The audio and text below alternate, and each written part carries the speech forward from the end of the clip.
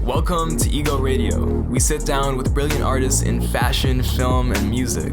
Our mission is to help you get in the minds of creatives and entrepreneurs who are breaking ground. It's easy to make a hit, but it's hard to build a career. How do you stay fresh and curious with your artwork and life? That's what we're here to find out. And this week, you will be tuning into a conversation with Abscond, the visionary musician, DJ, and as he stays, full-time human. We talk about balancing art with income, branding, almost its converse opposites, spirituality, as well as fear and growth. My name is Ethan. I'll be one of your hosts this episode. I'm a filmmaker and photographer, and I'm joined by Yasin, very talented photographer in his own right. Let's get into it. There's not one time I've bumped into where you're not just like dripping so hard that it's like everyone's like, yo, who is that guy? Like, what's happening? It's just, I honestly don't own a lot of clothes, man. I just kind of recycle my fits and just try, different things from different outfits. Honestly, it's just about like combinations, right? Like that's literally finding the sets. That's literally it. Bro, you're a DJ to music, you're a DJ to clothes. Yeah, what else, man? A thing that I always like to tell people is I'm a full-time human being.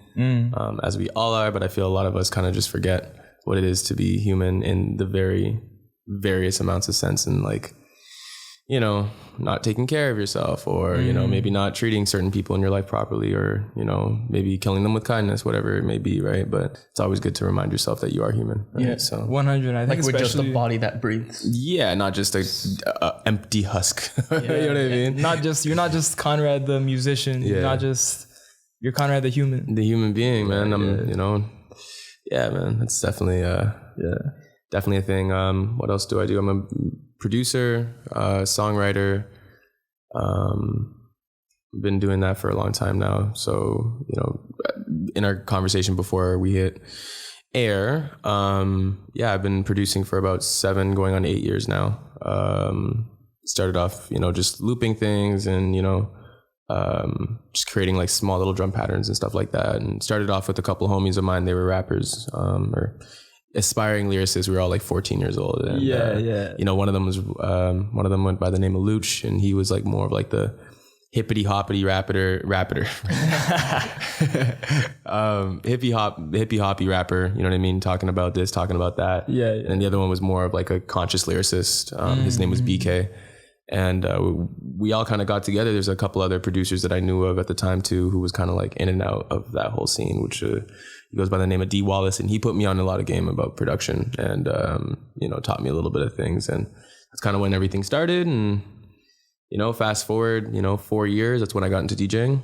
So I was both DJing and producing. But when I got into DJing, that kind of took more precedent in terms of my creative energy, because it became an outlet in which I can make currency for myself. So a lot of my creative energy went into that, and I kind of not necessarily put, music making and creating on at the top shelf, but I definitely kind of put it to the side for a little bit and kept it as more of a introverted meditation, I suppose, something that I always kind of did every once in a while. Very, very, like, for example, I was creating a lot. I was like putting out a lot of content on SoundCloud, and I was pushing that a lot in SoundCloud. This was like 3 years into production. Yeah. And then when I found DJing, I just completely stopped dropping stuff. I actually removed a lot of stuff from my SoundCloud.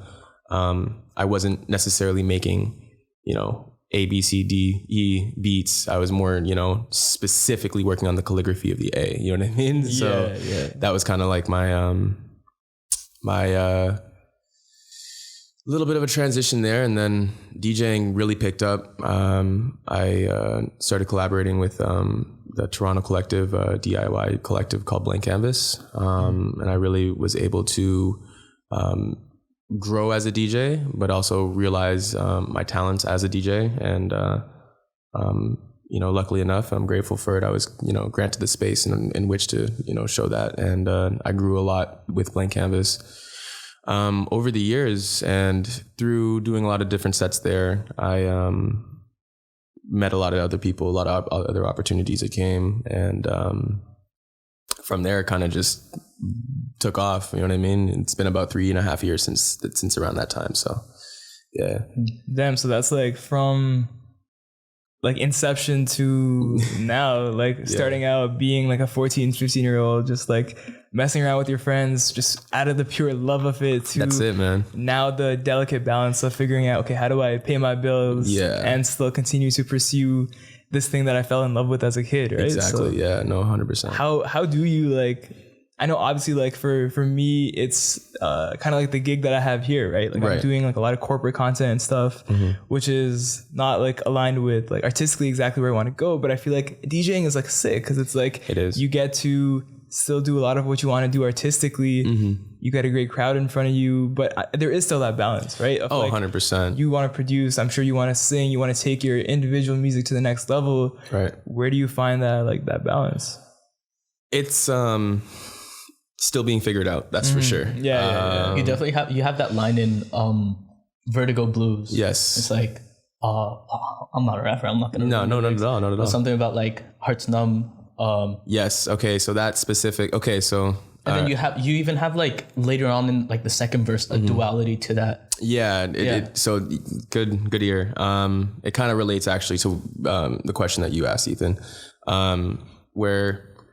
So that whole song is based off of. So I wrote that and I made that song in February of 2017. So that was 2 years ago, well over 2 years ago, and that was in a place where I kind of was like still, it goes to show how long I've been not necessarily struggling, but definitely figuring it out. It doesn't happen overnight, especially in my certain, predicament. But so how does the verse go? It's like, checking my phone for texts that never come, holding on to hope, knowing that shit's done, my heart's numb. I feel a pulse when the checks come, losing my morality, plot the next sum.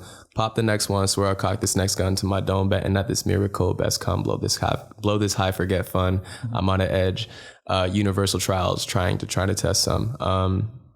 So that whole, that specific part, you know what I mean? I kind of layered the vocals. I wanted it to be very poignant when in its delivery, and specifically it relates to, how I'm coping with it, right? The whole song is kind of a mixture of emotions. It's from, getting over a breakup.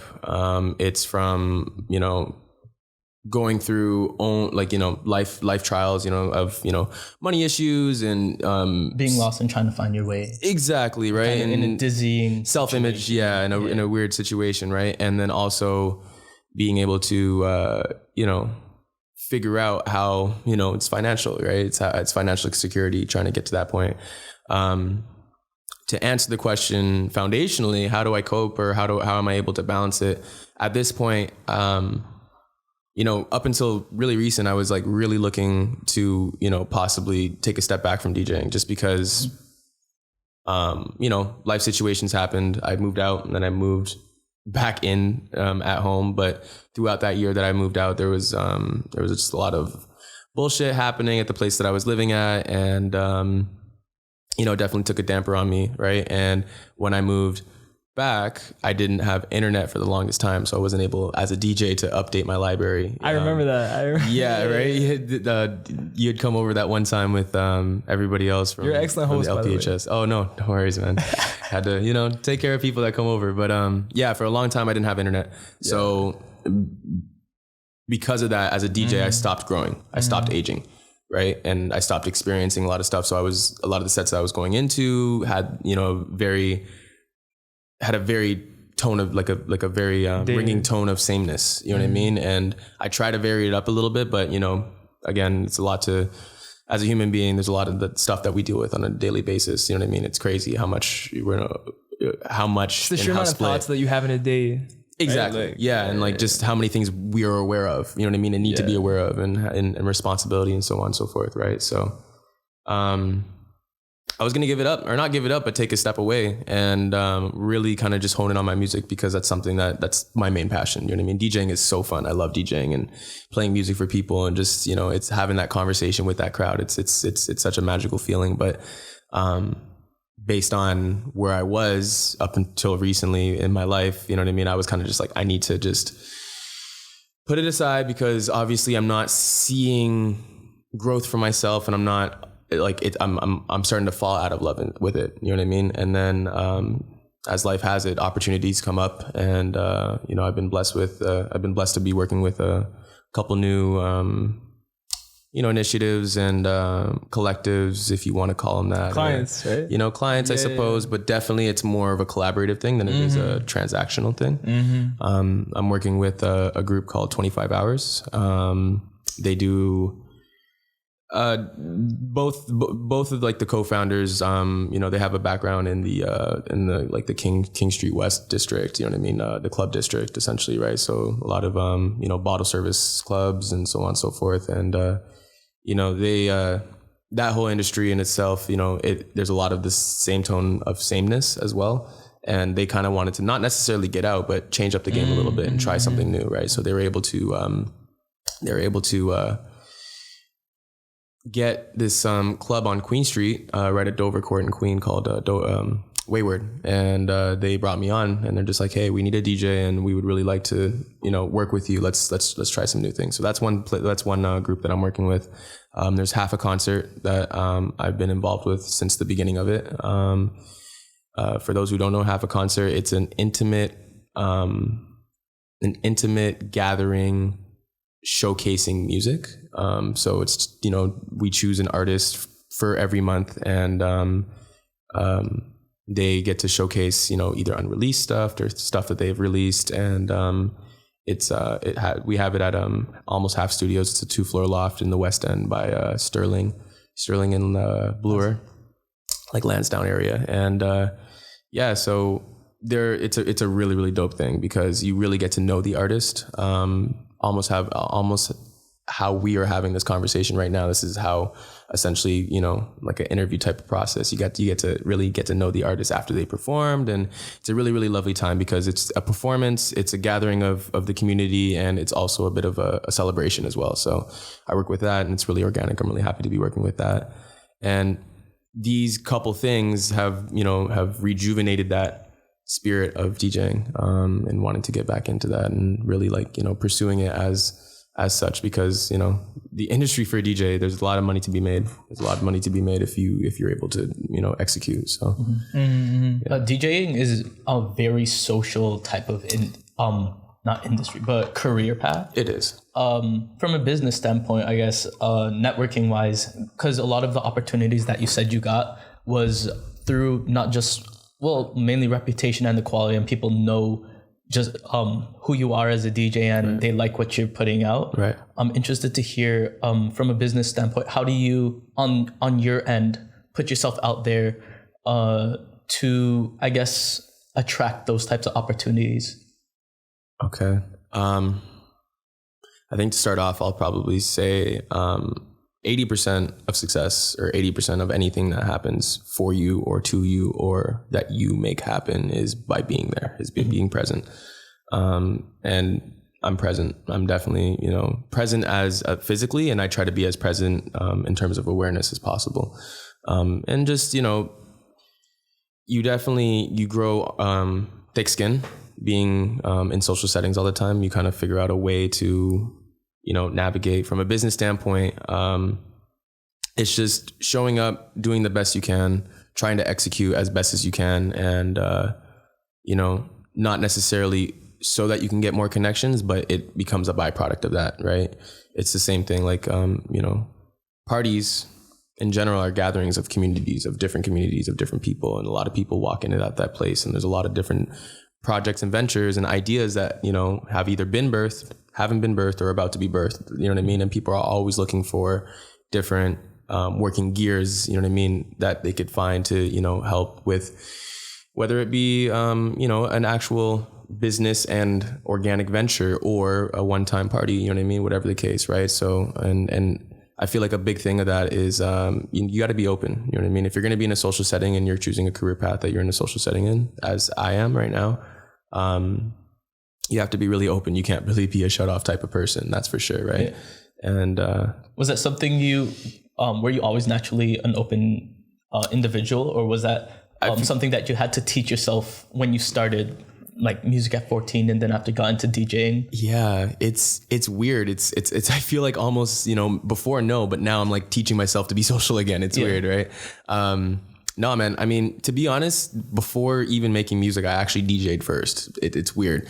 So back in middle school, I was part of the student council, and I loved the school dances. We all love the school dances. You know what I mean? When you're growing up in middle school, every time it was a school dance, it was a party. It was a community. Everybody comes together. It's a soiree, and Good word. you know, and you know, I always realized that we always got these DJs and and because of the budget, we can only get really one school dance a year, where there was a couple other middle schools that we knew of, and they got like 3 or 4 school dances a year just based on the area that they're from and so on and so forth. Right. Yeah. So I was like part of the student council. Hey, why don't we just pay for our own equipment and then get one of us a DJ, or at least then, you know what I mean? We can figure that out. And they're like, okay, well, who can DJ? I'm like, I can try. And they're like, okay, let's try it out. We held a couple fundraisers. We Also, raised that thing you just said is very important. Yeah.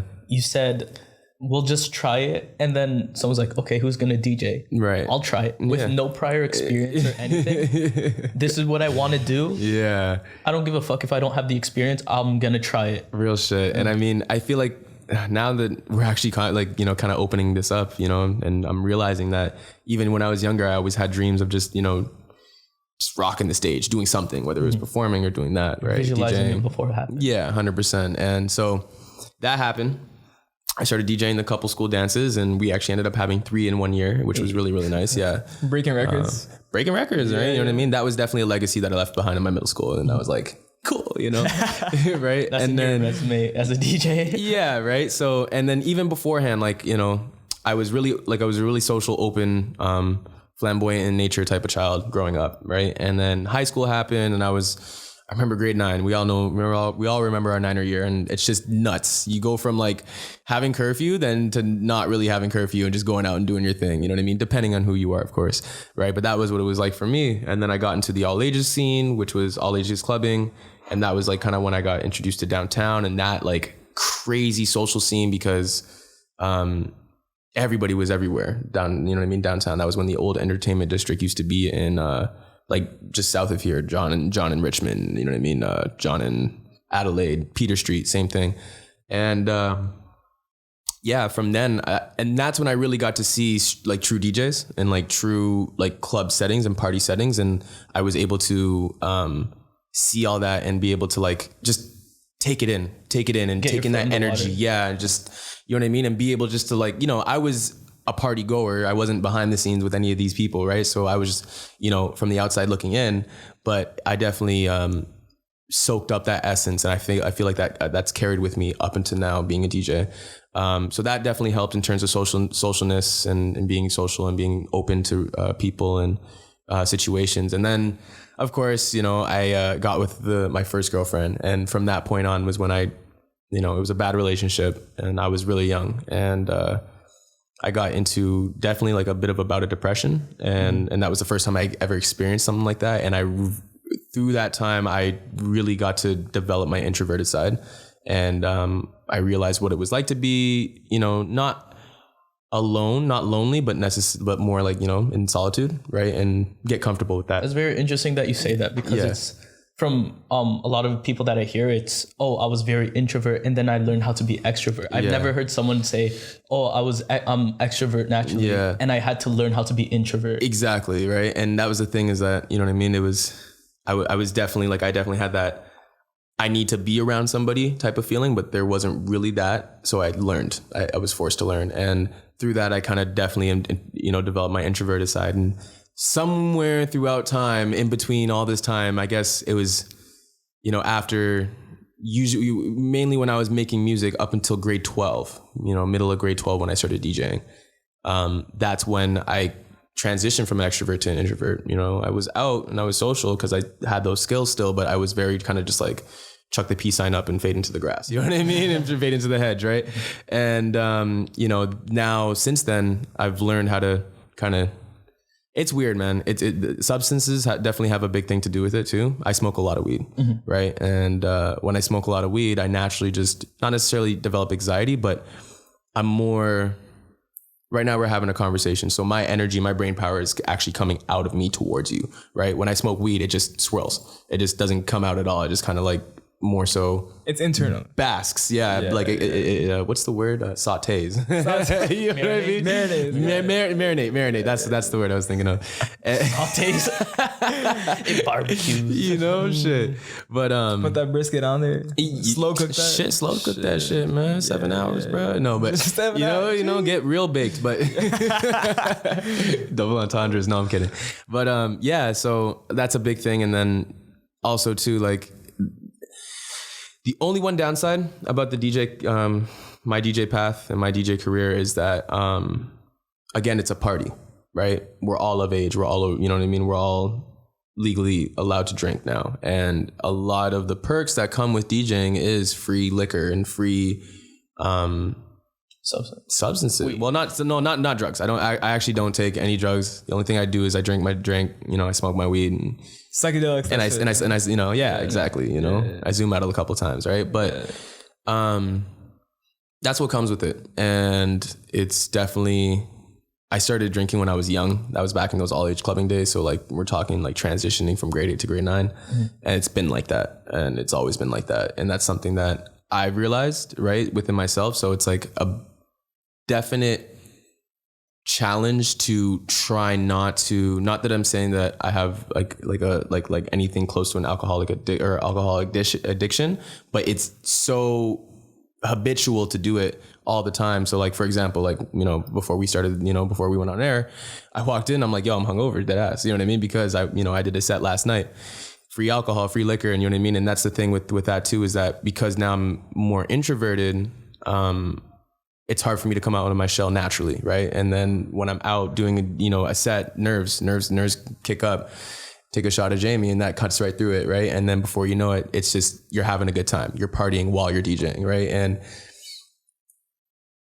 it's a question to myself that I have to ask, whether I have to, just DJ or just, you know what I mean? Either party or just DJ, right? And do one of both, right? But it's definitely kind of really interwebbed together where I'm working on that right So now. You're starting to make that line between DJing. I'm trying to. That's for sure. That's for sure. I mean, it's definitely nice to indulge. I'm not saying that I'm like, getting fucked up at my sets, but I do my set and then afterwards I go to party. You know what I mean? Instead of just go home, get my check and go home. You know what I mean? And that's definitely a big thing with Toronto. I feel like Toronto has a very big FOMO culture. For sure. You know what I mean? There's always something cool or something different or something new that's going on or just, being a part of, you know what I mean? So that's definitely something that is an influence for sure. So, yeah. Also, you've been a part of, you mentioned a bunch of venues and events that you've been a part of. Right. So, you said, what was it? Blank Canvas. That Yes. was one of the first people that I guess brought you in as a DJ. What was your experience like with everyone in Blank Canvas, Just John? Blank Canvas honestly it's a conduit. It's foundation for a lot of things in Toronto. I feel like it's definitely been an inspiration. It's brought community close, very close. We've had people meet each other and get married, through our events. We've had people, just meet each other. We have so many different collaborations that have birthed from the events that we've held and the spaces that we've held. So I definitely feel like it's a beautiful, beautiful thing. My relationship with Blank Canvas is, has also been as such. It's been very synergized and intertwined. I put a lot of emotional and a lot of creative energy into Blank Canvas, right? Blank Canvas has been going through a lot of changes as of recent, and based on where I see myself and how I'm aligning myself, I'm planning on and deciding and what I want to do moving forward, right? So, of course, I'm still an affiliate of Blank Canvas as of right now, but there's a lot of other projects that I'm involved with. And, at the end of the day, what always kind of sits in the back seat, but is always sitting there looking at me is my music, right? And that's something that I definitely want to pursue. But Blank Canvas, man, it's been real. It's been, I've had so many experiences with the team. The team is wonderful. The team is lovely. It really is a family. And it's rare to have that. It's rare to have it and keep it for a long time. Mm-hmm. It's not so rare to meet people who you have a synergy with, and connection with, right? It's just, you got to be able to work through the hard things and be able to work through the easy things, you know what I mean? And have fun during these times, right? So Blank Canvas has definitely been a place that I can call home, a family that I can call family, and dope event. Yeah, facts. There's a lot of dope things that have happened with Blank Canvas. So, I definitely am grateful, and I pay homage to the whole family there.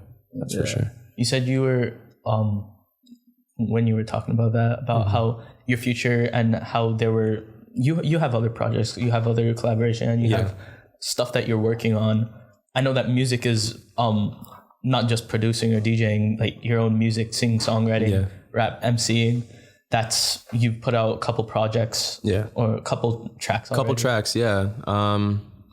So, up until about 3.5 years ago,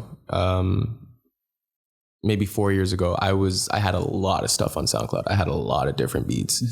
I'm kicking myself in the ass about it because I really wish I kept all that stuff on SoundCloud. I just took it off, right? And I realized that, as you grow, I've learned how to use social media and be able to tailor your content output, as well as control your narrative through that. Yeah.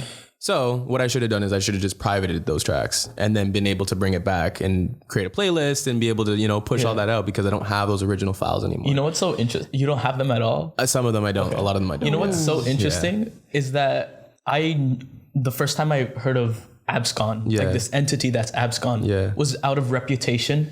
That, there's this dope ass DJ. Yeah. His music's so dope. His tracks are so dope. Yeah. But you can't find them on the internet. Yeah. Like, out of Reputation. I was like, yo, who is this guy? Like, you had to be at an Abscond event to hear Abscond music. Yeah. Honestly, a lot of it, to be honest, man, a lot of, I've never really played my music in sets, like my own personally produced music. It's just, I love flips. I love the underground scene of music, right? So a lot of the stuff that you hear, you won't hear at a party or at any other place, because, it's digging, man. You know what I mean? And I have a very fine appreciation for good music.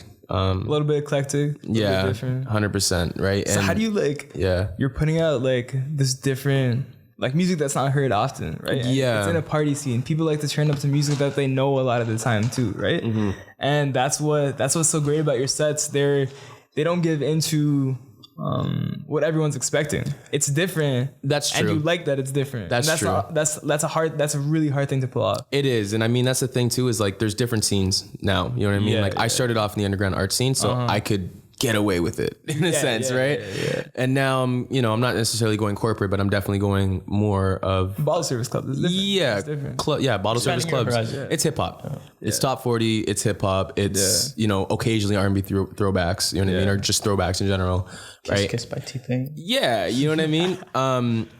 Definitely how I'm realizing now that I've kind of found this newfound passion for it.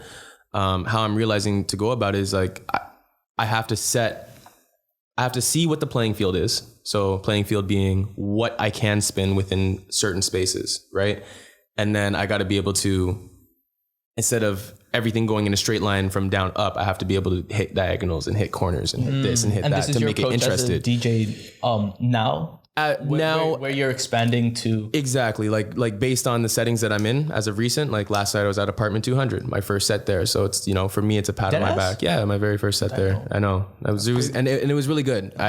Congratulations. Thank you. Yeah. But apartment 200, it's not like underground art scene. You know what I mean? It's not at all. It's hip hop. It's, so I had that last night. I've been doing Wayward now for 2 weeks. Tonight will be my third.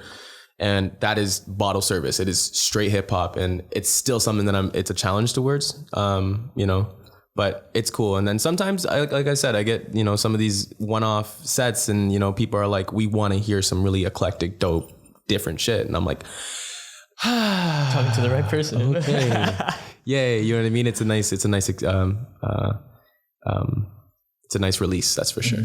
So like, when you are doing these sets, and even your other sets, you're more not corporate, but you're more the other sets, right? Mm-hmm. How do you feel the vibe in a room? How do you feel the energy and kind of because there's two aspects. We're to talking it, right? like clubs and the collective events, like really like, because there's what you want to put out, right? Like how, because it's still, you're still expressing yourself. It's not music, but you're still expressing yourself, right? So and you're feeling the vibe. So like, you're right about that. It's creative control. I'm like, that's all it really is. It's creative control in events that are really lax and like more, they're like, listen, we love what you do. This is the type of music that we want to hear. That's what I always ask now. I'm like, when people ask me to spin, I'm like, what do you want to hear? You know, sometimes I'll get events that are like, hey, I want to hear some, you know, a little bit of like R&B Erykah Badu vibes. And you know what I mean? Like, you know, that type of, you know, universe of music. So when I hear that, I think, you know, okay, Erykah Badu, I'm thinking Common, I'm thinking, you know, some of the newer cats like Iman Omari and fucking, you know, Knowledge and all these other different cats that have, you know, Flying Lotus that have like that type of eclectic sound, you know what I mean? So I'll tailor a set around that, right? And then kind of throw in a couple different things depending on where the energy goes. People love hip hop. That's undeniable, right? So most sets will end in a hip hop, you know, trap set because people want to wild out sometimes, right? Depending on what the energy calls for, right? That's on that side of the spectrum. On the other side of the spectrum, it's less creative control in the sense that it's like, you know, they want to hear hip hop. They want to hear this, they want to hear that. And the energy is different. It's a different crowd. It's a different way of reading the crowd and being able to, you know what I mean? Like, for example, underground on the other side of the spectrum, going back to the other side of the spectrum, underground parties, people dance. They want to dance. You know what I mean? If they hear something groovy, you know, they're going to shake their body and they're going to move, right? Clubs, people move, but they don't dance necessarily. And it's a weird, people flex in clubs. It's a very shallow industry, right? And that's just the truth and the reality of it. That's how it's always been. That's all it always is, right? So it's weird coming from a background from the other end of the spectrum where I'm expecting to see people move or react based on certain transitions or certain things. And I don't see that it stacks on the anxiety, at least for me, because then it's pressure and it's a challenge for me to be like, okay, how do I get these people to move? And then I have to ask myself, okay, like I'm thinking in that side of the spectrum, you know what I mean? And I have to be able to like almost throw out what I think I know, you know what I mean? And be able to just go with it and, you know. But that's also cool that you're putting yourself in a different environment. It's like, it's like MMA, honestly. If you only strike, you're never going to learn grappling. Factual. You know? So now that you put yourself in a situation where initially it's not necessarily what you've been, where your foundation's built. Yeah. But that's good because since you're uncomfortable, it gives you room to grow. Exactly. And they always say that, it's one of those analogies. It's, uncertainty is the death of fear. Or sorry, no. Stepping in. No. Let's be wise. No, I definitely butchered it. But but pretty much what it is that, you know, you need, when you're certain about things and you have security about things and you do things the way you always have, there's no growth at all. When you step into uncertainty, that's when growth happens. That's the quote. Yeah. When you step into uncertainty, that's when growth happens. Yeah, growth happens, right? So yeah, pretty much this is exactly what it is. I'm putting myself in a, you know, number one, because I want to grow. Number two, I'm living off a necessity. So I need money. That's what it is. Yeah. I'm definitely, I hate the cliche, but you can consider me a struggling artist. That's for sure. You know what I mean? So yeah. And I think it's like the way it's going and the way that people appreciate your more original sets, right? Mm-hmm. I think it's going to get to the point where people hire Abscond for like the Abscond sound. Yeah. It's like, I want you to do you. Well, that's essentially where I'm trying to get to. So yeah, like I guess I'll kind of share, you know, with the world and the streams. Sorry, I have a little bit of burp, so please excuse me for those who are listening in their ears. I'm not trying to burp in your ear. Yeah, I want to, like, right now I'm taking what I can get, and I'm definitely trying to grow as a DJ, and I want to be able to, you know, get to a point where, like I was last year, man. Like last year, I'll be honest with you, DJing was paying my rent. You know, I worked a part-time job, so that was definitely helping. But for the most part, every month I was able to pay my rent mostly off of funds that I gained from DJing, which is amazing, right? So last year was a great year for me, but this year it's probably a little seasonal too, right? It is, like, and that's the thing, right? There's more events, and that's the thing. Is like it's also too, you have to maintain. It's branding. So here's the business side. It kind of comes back in. It's like you got to be able to brand. You got to be able to, you know, keep up with not necessarily, I won't call it a facade, but it is really a mirror image of what you are, or who you are. That's pretty much what branding is. That's what it is, right? That's marketing to a T. Exactly, right? So right now my goal is to, do as well as last year, at least kind of get better, closer to last year. Yeah. And then be able to at least live off of what I DJ, because it's not a lot of work. It's just a lot of creative output within a very, very short amount of time. That's all it really is, right? 2 hours in one night, and I can, for example, get paid like $250. It's good money, right? Yeah. But the whole idea is that, music is always the foundation. It's something that I always want to do, go back to. And, I have my influences like Flying Lotus. I have my influences like Flume. I have my influences like Muramasa. And I specifically name these three because they make really groundbreaking music, but they also go out and they perform like festival settings. And that's dope. I fuck with that heavy. And I want to be able to curate more, Kaytranada as well. He does these bang out festivals. They're nuts. If you've been to a Kaytranada show, you know what I'm talking about. And, that's the goal. Festivals are definitely the goal. I want to be able to, have a curated experience visually, sound wise, taste.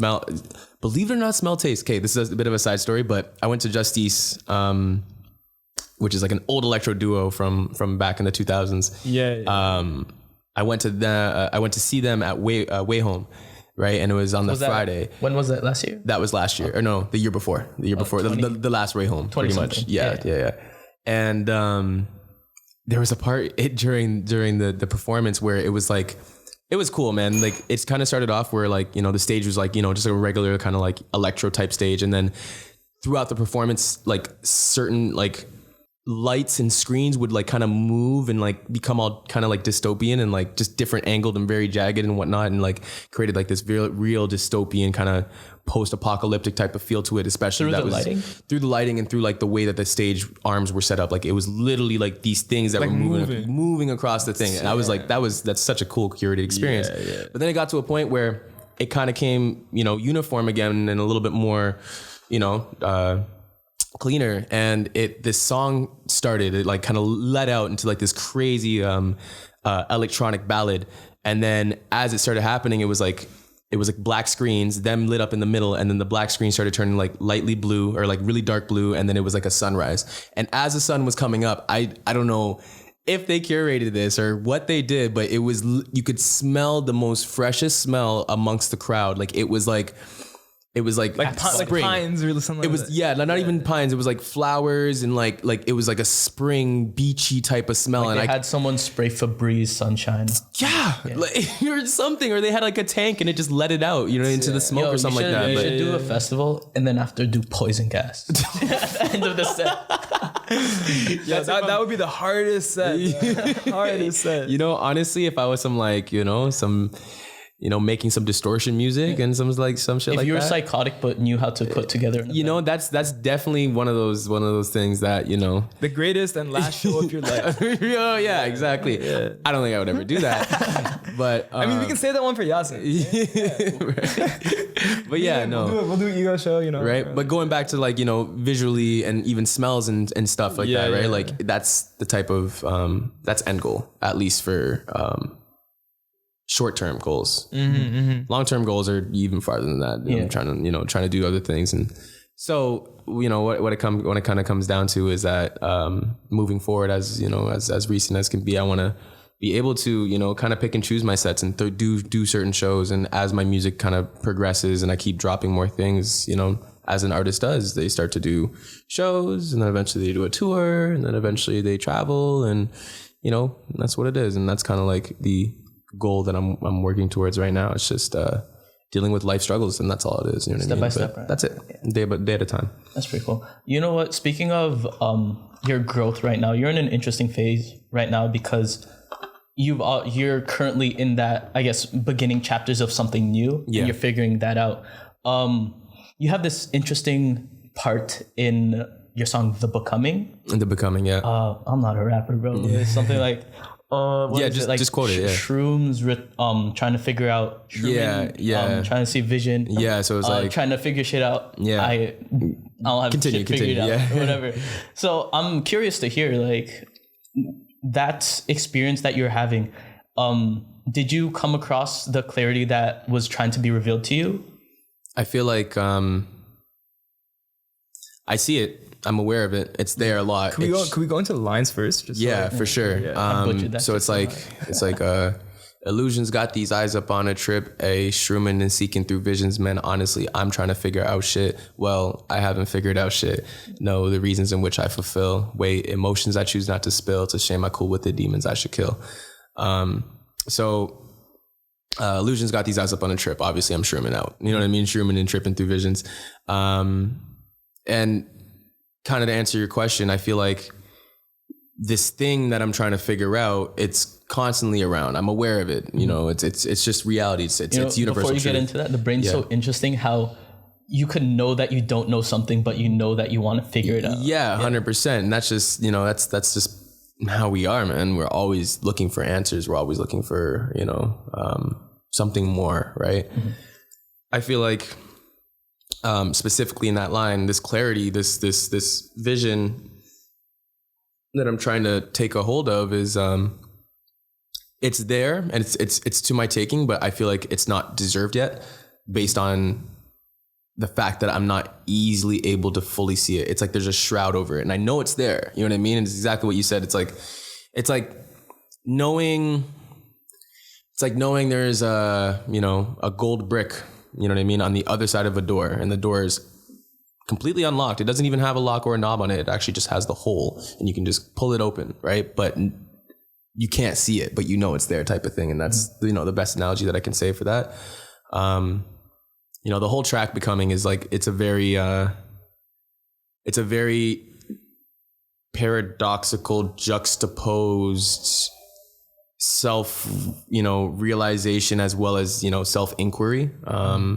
And that's kind of how I wanted to have like that whole track kind of come across, because it's like, they always say a wise man knows nothing at all, or something along the lines, right? Like the thing he says is, exactly, I know nothing, right? And that's the thing, is like, I'm trying to figure out shit, but I haven't figured out shit. You know what I mean? And I realize I haven't, you know what I mean? And so, the Becoming is a very special track to me. That's for sure. It's probably, out of all the tracks that I made, besides one of the ones that are going to be released soon, Monad, it's probably, I would say, my favorite track in terms of just the whole message. In Where terms, you are right now. Yeah, in terms of the sound design, I really went ham with the sound design. Like, there's like, obviously, like, I'm still learning how to mix and engineer. So the mix downs and, the full clarity in which I want to present is not, it's a bit lackluster. What you see in your head is not fully like there. It definitely comes out. Yeah. I definitely am able to get it out. It's just more so the placement of the sounds and how to, you know what I mean? So it's a little lackluster in that department, but in terms of like the whole package of a track, it really,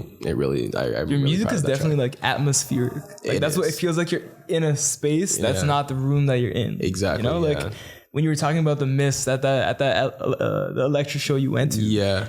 That misty feeling, that kind of like, that's definitely what you... Yeah, my music is definitely aiming to stimulate not just your ears, and not just your brain. It's, you know what I mean? I want you to see. It's like a sensory experience. It's crazy. It really is. And that's a spaceship. Yeah. And like a lot of the, that's all based off of influence. Like for me, like I love ambient noise. I've always loved ambient noise. I've loved every person in Toronto can attest to this. You know what I mean? I love being being awake at 4:35 a.m. and hearing that bird. Yeah. In the distance, right?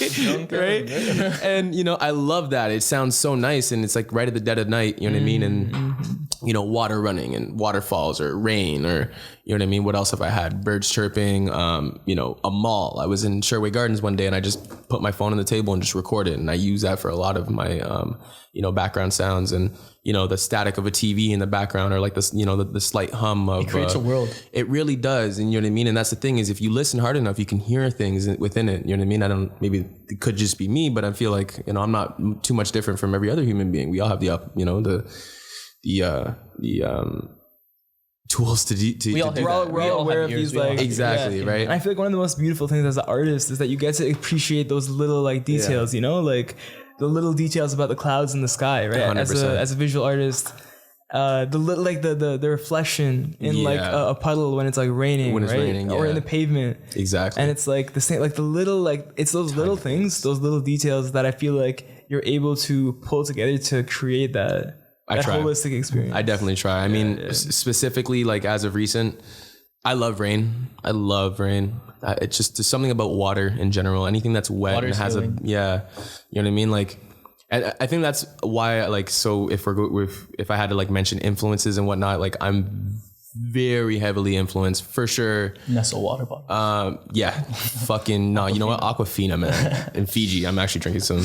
Well, this is actually not Fiji water. It's This episode is brought to you Brita by water. Water for sure, right? And that kind of gets into like a little bit more, you know, my own esoteric understandings of things, and you know, everything having to do with, you know, alchemy, astrology, you know, sacred geometry, numerology, cosmic and universal shit, right? Life is an inspiration. It is. It really is. You know what I mean? Specific influences that I was speaking on though was UK. I love a lot of music from the UK. You know what I mean? Like before I got into anything that I was doing, I was listening to like, you know, heavy dubstep, drum and bass, like liquid drum and bass, and like, you know, super like atmospheric pad, yeah. The you know, just as I know my music now, it was the same thing back then. It ranged. I liked a lot of the shit, right? You know, but now specifically like UK sound, like we're talking like garage, like, you know, but like minimal tech garage. It's like a lot more like, you know, because original garage music is like, it's kind of like think of like 80s pop music. Sure. You know what I mean? It's like the equivalent in the UK, right? Yeah. But obviously it's evolved, right? And now it's like this really minimal tech. So I like that, you know, and a lot of different UK artists. So like I really don't know anything about the scene. Yeah. But like the one thing that's coming to mind, and I don't think it's like this, but his beats kind of remind me of a little bit of what you're saying, where you say like minimal like tech, like JPEG Mafia, his type of like. I haven't gotten into JPEG Mafia. I'll be straight with you. I haven't. Bro, you got to. I'll play you like one track after. Okay, blessings. Yeah, definitely JPEG Mafia. I will check out for sure. Yeah. But like artists, you know, King Cruel. You hear his music, it's very underwater. It's very in the sky. It's very wet and, you know, reverby. James Blake. Yeah. Same thing. But James Blake has a little bit more of like this weird, not weird, but like it's a very silenced starkness to his sound. It's very melancholy. Like it's very melancholy, but it's also, you know, in a sense watery, right? And then, you know, you have people like Jamie Isaac and Bear Cubs. Bear Cubs is like a James Blake mirror, pretty much. You listen to Bear Cubs' voice, he sounds like James Blake, but he has a bit more, he's more on the production side, more electronic production side. You know what I mean? And these are all cats that, you know, I really like fuck with heavy in terms of like influences. And then getting into North America, and Flying Lotus is obviously Godfather to me. I'm definitely a offspring of his generation, and you know, like the Monty Bookers and Monty Bookers. Yeah, Monty Bookers. Monty Booker's a maniac. Like he is just a super producer. I really need to check him out. Oh my God, I will put you on. Monty Booker, Najee, shout out to homie Najee. He's sick. He's also Selection, but he makes really, really dope music. And his like, are you on Selection, bro? I'm not on Selection. You gotta be on Selection. I'm not. Believe it or not. You fit perfectly with Selection. I mean, heavily. They've been a big influence of me. Like, you know, all that sound. So we're talking like the pioneers of Selection. You know, Mr. Carmack, Sango. Well, Carmack is ish, but Sango, fucking Lakim, Abjo, Dapee, Esta, you know what I mean? And then, you know, other affiliates who weren't necessarily Selection, but came around in the same time. So like the K-Tronatas, the Tech Loons, the so many different ones, man. Like, just one cat, he eludes me. But that whole scene, man, that was definitely like a big thing for upbringing. And it's crazy too, because I listen to all their music and I realized that a lot of them stem off of the same, they're all offsprings of the same generation of Flying Lotus. So Flying Lotus is also an offspring, and this all goes kind of back down to Jay Dilla. Jay Dilla was like the first OG. Yeah, like he was the OG that started a lot of sound, man. And like he was the first to start taking electronic influence with that one board, right? What was it? His Akai MPC, the man. Kai, yeah, man. Shit, but he bro.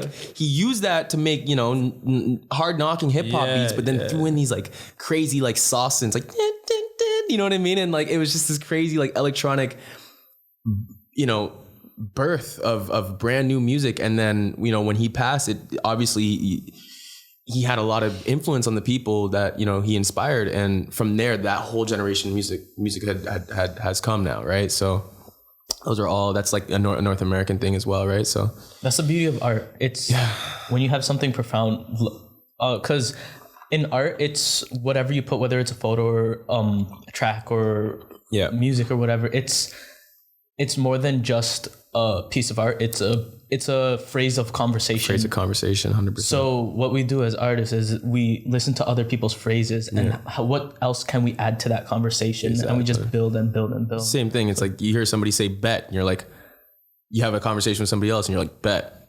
You know what I mean? It's like you never use it before, and then you hear it and you're like, oh, I can fuck with that. I can use that, and then use it in your vernacular, and then it goes on, right? Mm-hmm. You go to the other side of the world and so you say bet to somebody, they're gonna be like, what is that? You know what I mean? Same type of thing. I don't gamble, it's wrong. Same type of thing.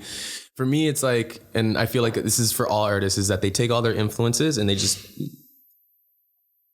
add to it. But it's weird. It's like they take and draw influence from everybody into their being and then regurgitate it out with their it's no, you can hear the influences. You can hear the influences, but it's them, you know what I mean? And that's kind of what a lot of artists do from everywhere, you know what I mean? From the whole spectrum. Do you ever think about like how your inspirations influence you and whether that's like, because obviously like everyone will have inspiration, right? Mm-hmm. Like that's like the foundation of why most of us get into it in the first place, right? Like we're like, this is so beautiful. I want to do something like this, right? Yeah. So how do you stay original at the same time, you know? Is it something you think about anymore? Because I feel like just for me, as I go on, it's pretty straightforward. It just comes out now. It just comes out. You know what I mean? At first, for sure. Like I remember like, okay, mind you, throughout this hiatus that I didn't drop any music, I created a lot. I have a lot of content that I've just, you know, a lot of them are ideas. A lot of them are not full songs, but you hear them, it's Philo. It definitely has that Philo influence, right? A lot of it too, even, you know, it's crazy. And this is my, not really necessarily a theory. It's actually proven, but there's the consciousness grid, man. And you hear music, at least for me, I hear music sometimes where like, today I was listening to Bear Cubs and I've known about Bear Cubs for a while, but only a couple tracks. And today I just decided to fully get into him. I was listening to his album from last year, Ultraviolet, and there's a couple tracks on there and I'm like, it just hits that like, you know, the track's playing and then it just hits this certain part where I'm just like, yo, like I have a track just like that. You know what I mean? Like I have a track that I made very similarly with that same nuance of, you know, even almost down to the same sound of the perk that he used, you know what I mean? And it's like, it kind of goes back to the consciousness grid where you have an idea and somebody else has it as well, right? And so when I realized that, well, that's the thing. You have an idea, it shoots off to the consciousness grid, which we all share, right? Every single collective consciousness, right? And then you get inspired, right? An example of that was that when the Ferris wheel was invented, it was actually invented by two different people on both different sides of the world in a time where there was no email. You had to send a telegram. You know what I mean? Right? So, you know what I mean? So when you designed the Ferris wheel, you email someone about it like, yo, guess what? Guess what? Bro, I just fucking, you know what I mean? But yeah, two separate people, very similar schematics, right? So it's the same type of thing. So I think even electricity was like invented by like two, like around the same time. Around the exact same time, right? It's just, everything's connected in that sense, right? And so nothing is really fully original and nothing ever is really fully influenced. It's a juxtaposition of both, right? And, you know, I was like, same thing. I listened to Flume's music and I was like, yeah, I get it. You know what I mean? Like I fully get it. I would make this, or I've made this, or, you know, so on and so forth. It's just really a race to see who gets it out first. That's the whole exclusivity of it, right? So, yeah, man. Shit. Yeah. Do you feel like going back to like that last thing you said, like the race, right? Yeah. Do you ever feel like that need to like compete? Like, oh, okay, this person's doing this. Like, no, definitely not. Right? But I feel like that, like that specific, I did say it, but I feel like that specific perspective of, it might be a race or so on and so forth. I feel like it goes into the FOMO category, right? FOMO. And I feel like it's not necessarily flawed, but it definitely, I think it's the wrong way to look at it. It's not sustainable. It's not, because that's the thing is like, just create, put it out. It doesn't matter. Right. And you know what I mean? Whether you're the first to do it or not, you know what I mean? But the merit, I guess, or the plus or the upside or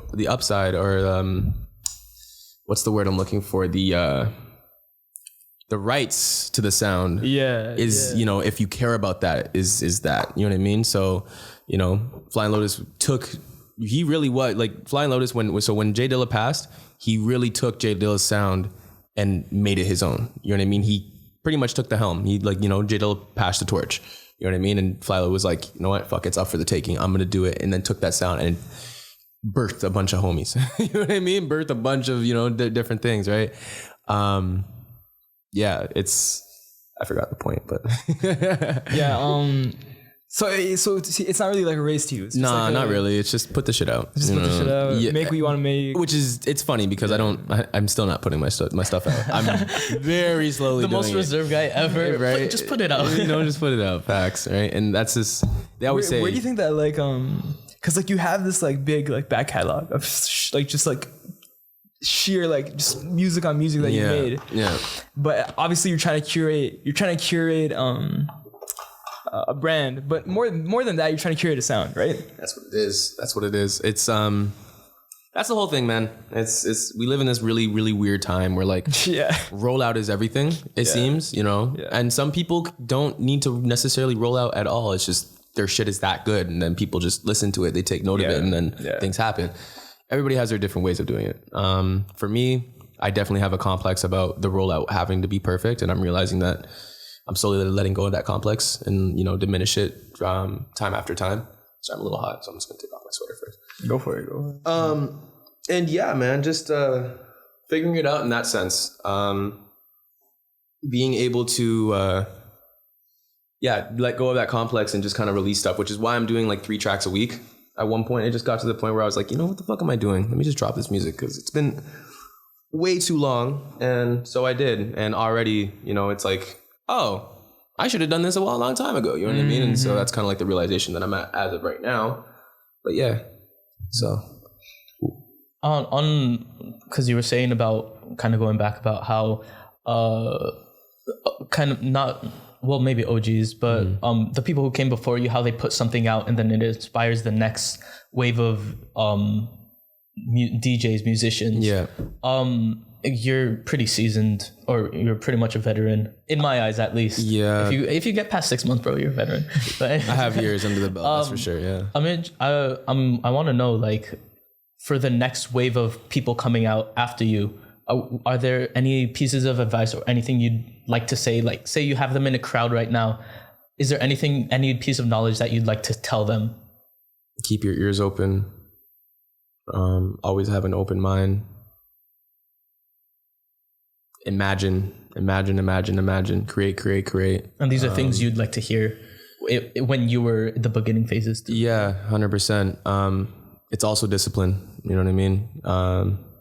I love what I do, but I have discipline issues. So it obstructs what I love to do.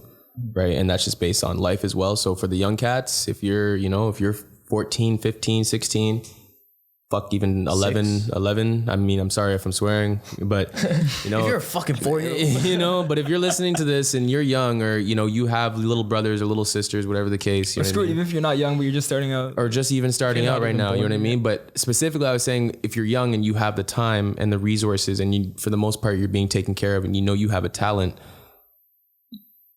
don't stop working. Keep creating. Keep your ears open. Even if you're making stuff that sounds identical to whatever is influencing you, that's okay, because you'll find out your way. You got to go through that. You have to go through it. That's all it is. Yeah. And don't stop believing in yourself. Real shit. Because, you know what I mean? That'll be your biggest downfall. Beautifully said. I think that's so key, and I think we've talked about it a couple times on the podcast before. But like, belief in yourself is like the fundamental. It's like the corny but true, but like everlasting thing that will keep you on track to fulfilling your authentic vision. It's the secret ingredient to success. Belief. Is belief. Like in Kung Fu Panda, the dragon scroll was just a mirror. That's it. That's all it was. You know what I mean? So yeah, you know, 100%. So like, I know that you mentioned a few things like collective consciousness or the consciousness grid, you said. Yeah. and sacred geometry. Yes. And this fits into kind of like new age, like spirituality, that sort of stuff. Yeah, that's like the box that it's kind of put into now. Yeah, if you had to put into a category, that's where it would go. Yeah. How does that fit into your influence of, obviously as a person it does, like does that go into your music and like the way it does. Well, music is just vibrations. Everything is vibrations. Yeah. Right? But music is a complex array of vibrations that make people feel and make people do things and, you know, just feel ways and so on and so forth. Specifically, well, that's the thing is like, you know, this new age, you know, mysticism, this new age esotericism, this new age spirituality movement, whatever it may have you. All it really is just insight and knowledge of life itself. That's all it is. Right. And, you know, it definitely influences my music because I look at music really different now. You know, like down to like not just, okay, this is a kick and the snare. Okay, this is this BPM. Okay, this is this genre, but more so specifically like what feeling does it evoke? What is being talked about? You know, how is it mixed down? You know what I mean? And what key is it in? You know what I mean? And what type of energy does it give off? That's kind of like how I look at music now. You know what I mean? It's more about the emotion of the snare, the emotion of the kick. It's not and about how the kick. everything. It's not about the technicals. It's about what the technicals evoke. Yeah, and that's just like a small little part of, you know, a bigger thing where it's just like, you know, you hear, for example, let me just name a song that we all know. Okay, Antidote by Travis Scott. Sure. Right? It's a dark song. Don't get me wrong. It's hard. You hear it and you want to wild out, right? And it to me, it's more of a, if I had to, this is all esotericism. If I had to relate it to something, it's out of the 7 chakras, it's closest to root chakra. It's about survival. It's red. When I think of Antidote, I think red. Why? Because it's very animalistic. It's very primal. It's very, you know, instinctual. Don't you open up? It's talking about very desirable wants and needs. Based on, you know, it's all a dark concept, right? Even and the name Antidote, exactly. To what, death? To like death or to, you know, to life that you don't want to live, whatever the case, right? That's what the whole culture is, you know what I mean? Then I think of things like, you know, Flying Lotus, I always refer back to Flying Lotus because he really is the cosmos manifest, if I had to say it, through his music. I mean, that's you know, a great title. Right? Like, you know, he has his new album, Flamagra, really great album. Amazing. If you haven't heard it, go listen to it. It's fucking great. There's a specific track that he features, what's her name? Solange. Yeah. That track is crazy. You listen to it, that is crown chakra. Mm-hmm. It makes you feel ways. When you feel it, at least my brain tickles, like, you know what I mean? And like, it's just so soothing to the ears, and the content in which she's talking about is literally about the innermost, the cosmos, the universal love and law to everything, right? Dude, everything you just explained right now kind of blew my mind in the sense that, that's what karma is. That's what it is. It's how they describe it of, what good you put out in the world, you get good back. What, not even good or bad, like whatever energy you put in the world, that's what gets generated back. Exactly. And it's not even like it gets generated back to you. It's that it gets generated to the next. That's what it is. That's what it is. 100%. And everything that you were explaining about music and how J Dilla, what he put out, the good music he put out, got it came back to the next wave of people, and then whatever they put out, it got put back into the next wave of people. Exactly. So it's kind of like karma, and overall, it's not that it comes, it's not only that it comes back to you, it's that it comes back to earth. To earth, everybody. Well, because we're all one. That's what it is. That's the whole thing about. If there's a point to, you know, everything, you know, we'll specifically attach it on to the, you know, the notion of new age mysticism, new age spirituality. The whole point is that everything is one. We're just individualized within the one. Just that we each have egos. We're a cell in the body. Well, yeah, we definitely all have egos, but I mean, like, just everything is universal. So, you know, us having a conversation, a positive conversation, actually influences everybody else outside this room, because after this conversation, we're going to go about our days and talk to a lot of different people and have a lot of different interactions, right? And if the energy's great, then bang, right? So it kind of all falls into, so to answer your question, finally, it's it definitely influences everything in which, you know, when you hear my music, you know, it's certain emotions that I'm letting out, you know what I mean? And you hear that in its entirety, you know what I mean? Vertical blues, it's called vertical blues because literally, you know, when you listen to the bars, it sounds like I have vertigo. Left, me, right. Oh wait, that's right. You left. You know what I mean? And you know, got the head spins, make me feel all loco. You know what I mean? It's, you know, the becoming is all about, you know, becoming and, you know, growing into a person, and that's exactly what that is. It's me figuring out my shit. You know, bright. That's a dope track, by the way. Yo, what did you mean when you said? Oh shit, bright. I love bright because it's. To this day, it's one of the like most cleanly mixed, cleanly put together polished production. It's polished as hell. I was surprised when I made it. I was like, holy shit, this is nasty, bro. It's Knox, right? And that whole track is it's just being bright. It's just being a light. You know what I mean? And when you hear it, you just, you know what I mean? It's just it's one of those. It's supposed to make you feel good, but also feel like a badass. You know what I mean? And that's kind of like my whole thing with that. And, you know, in the track, there's 7 eyes because 7 chakras, you know what I mean? And it's all the way from, you know, that's the level of thoughtfulness that's it, man. You know what I mean? So that's what it is. So, yeah. That's dope. Yeah. Fantastic. I kind of want to end it off with this one metaphysical question. Sure. Yeah. So we talk about everything coming back to earth and whatever you put out comes back. Yeah. I want to know your time on this earth. Mm-hmm. What's at least one thing that you want to, that you have in mind to, what do you want to do before you die? If you have that answer. I actually have this answer and I'll try to make it as quick as possible. Firstly, share myself with the world. That's all it is. You know what I mean? People, I realize now, for a long time, I didn't realize a lot of people just want more from me. They want to just hear, you know, whether I'm going through stuff or they want to see me smile. I just see that I'm surrounded by a lot of love. So, and I have a lot of love to give. So I have to be able to take down the walls and be able to do that. Mm-hmm. That's number one. End goal, which I kind of, I know I'm going to bring back from earlier in the conversation, truthfully, is I want to learn chemistry. I want to learn biology. You know, to be able to get to this end goal, I need to make a lot of currency in order to do it, unfortunately, but that's just what it is.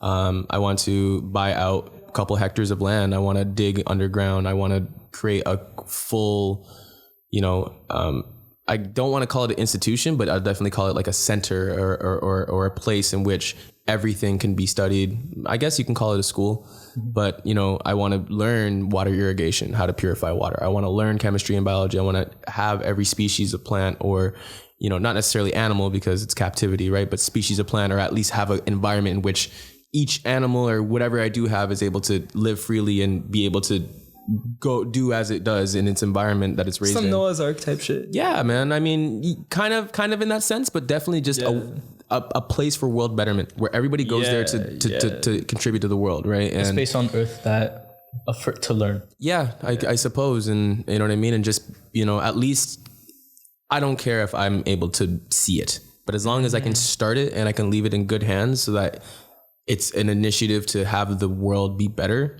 because we need that desperately, you know what I mean? Then that's really, truly, honestly, the end goal for me. So before I leave. Beautiful sentiment. Thank you. Thanks for coming on, man. It was great having you. Appreciate you guys. Thank you so much. Always a good time. This motherfucker's smart. Okay. Intelligent as hell. Hey, man. You know, just always trying to expand yourself. So hell yeah. That's it. All right. We'll see you guys next week. Yes. Thank you.